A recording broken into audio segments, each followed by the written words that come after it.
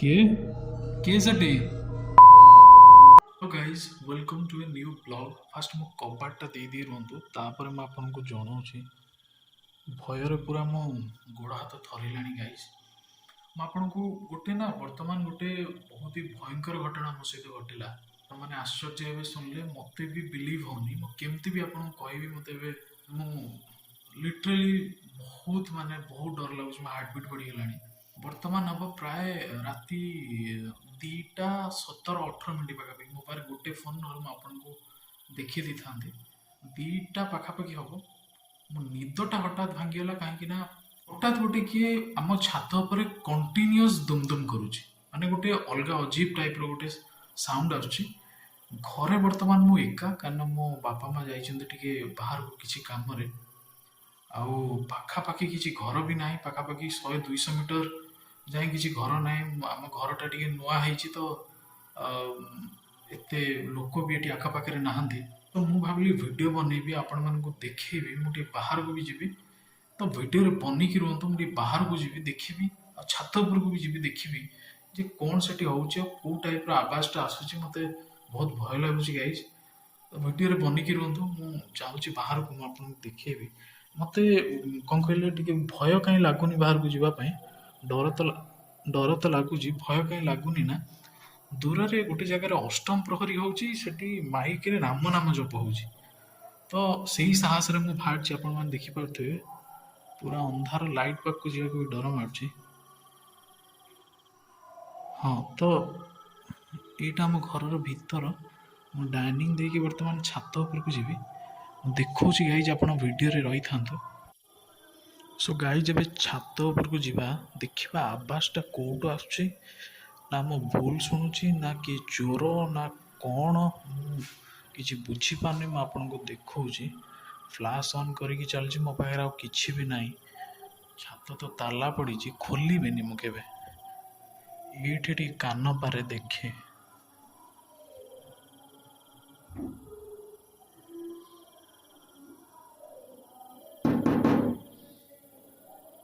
କିଏ? ଗାଇଜ୍, ମୁଁ ଉପରେ ଦେଖୁଛି କ୍ୟାମେରାରେ, ଉପରେ ଏଠି ଫାଙ୍କ ଅଛି, ଆପଣ ଦେଖିପାରୁଥିବେ। ଏଠି ଆପଣ ଦେଖନ୍ତୁ।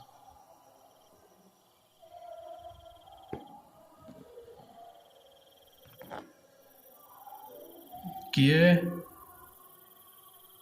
କିଏ ସେଠି? କିଛି ତ ଶୁଭୁନି। ଚାଲନ୍ତୁ ଗାଇଜ୍, ଟିକେ ବାହାରକୁ ଯିବା। ବାହାରୁ ଯାଇ ଉପରକୁ ଦେଖିବା କିଏ ଅଛି କ'ଣ ନାହିଁ। କିନ୍ତୁ ଆବାଜ ବହୁତ ଭୟଙ୍କର ଆସୁଛି। ଦୁମ୍ ଦୁମ୍ ଆବାଜ ମଝିରେ ମଝିରେ ଆସୁଛି।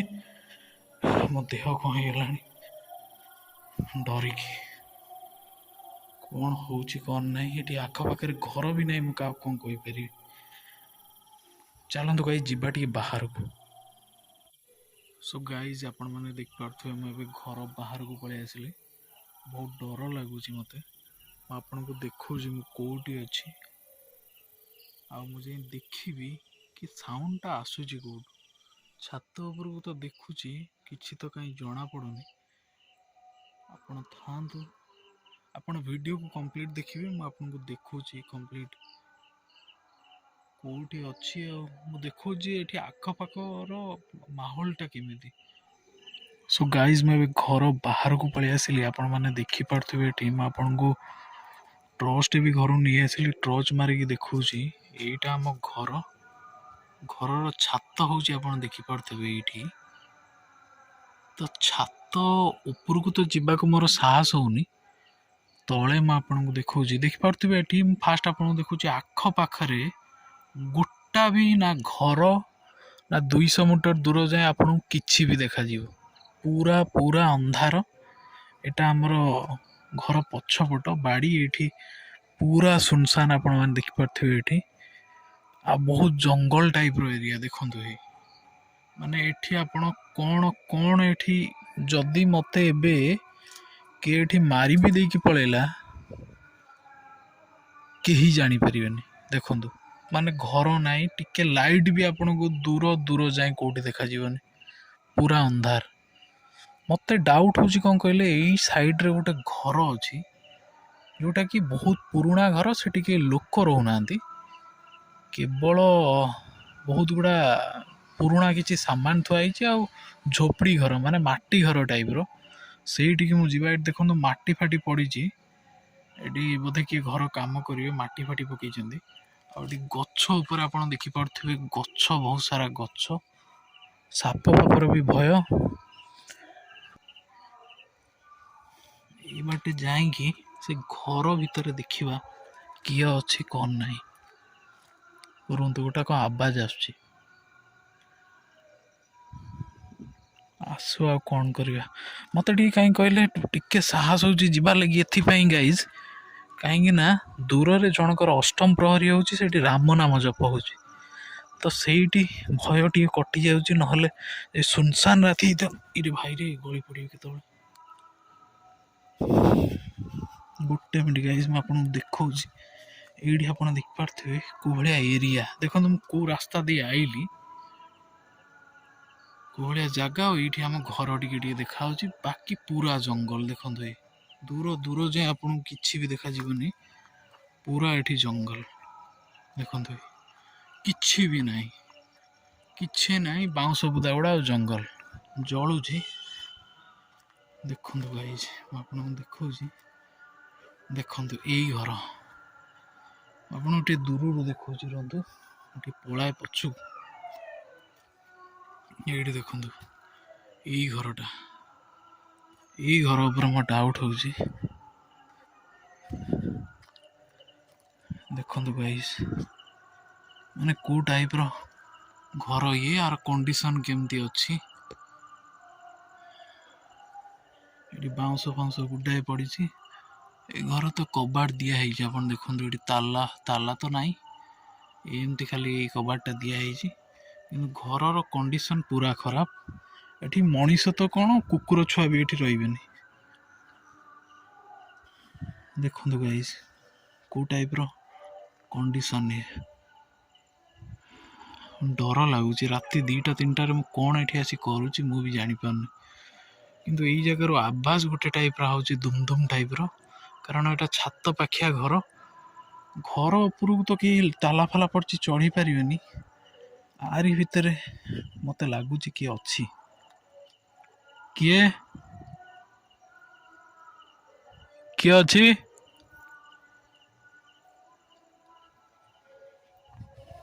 ଗାଇସ୍, ଚୋର ଫୋର ଥିଲେ ଭୟ ହବ।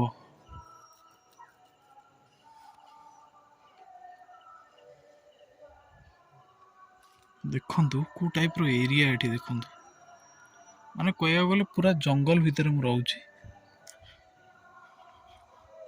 ଏଇ ଟାଇପ୍ର ଘରଟା ଦେଖନ୍ତୁ, ଆପଣଙ୍କୁ ଗାଇସ୍ ଦେଖଉଛି, ଏଇ ଟାଇପ୍ର ଘରଟା ଦେଖନ୍ତୁ।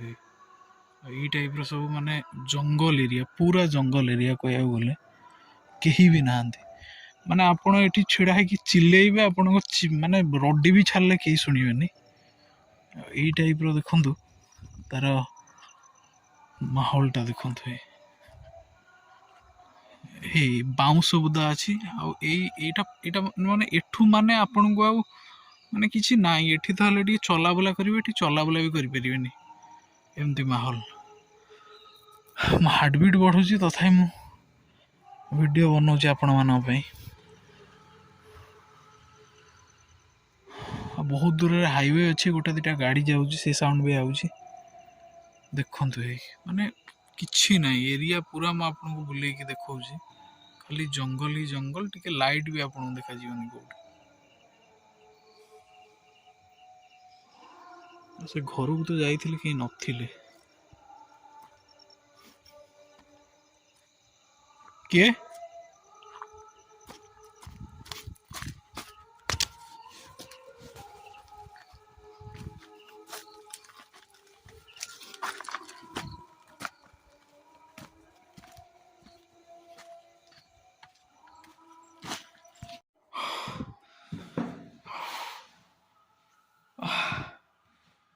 ଓହୋ,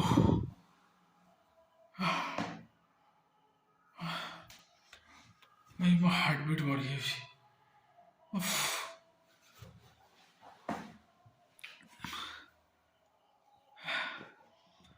ଗାଇସ୍, ମୁଁ ବାହାରକୁ ଯାଇଥିଲି, ଦୌଡ଼ିକି ଘରକୁ ଆଇଛି। ଲିଟରାଲି ମୁଁ କହୁଛି ଆପଣଙ୍କୁ, ମୋ ଛାତି କହିଯାଉଛି, ମୋ ହାର୍ଟବିଟ୍ କରିଯାଉଛି। ମୁଁ କେମିତି ମୋ ସହିତ ଏମିତି କେବେ ବି ହେଇନି ଗାଇସ୍। ମୋ ସହିତ ଲିଟରାଲି ଏମିତି କେବେ ବି ହେଇନି। ଫାର୍ଷ୍ଟ ଟାଇମ୍ ଏକ୍ସପିରିଏନ୍ସ ମୋର। ମୁଁ ବି ଏସବୁକୁ ବିଲିଭ୍ କରେନି ଗାଇସ୍। ଲିଟରାଲି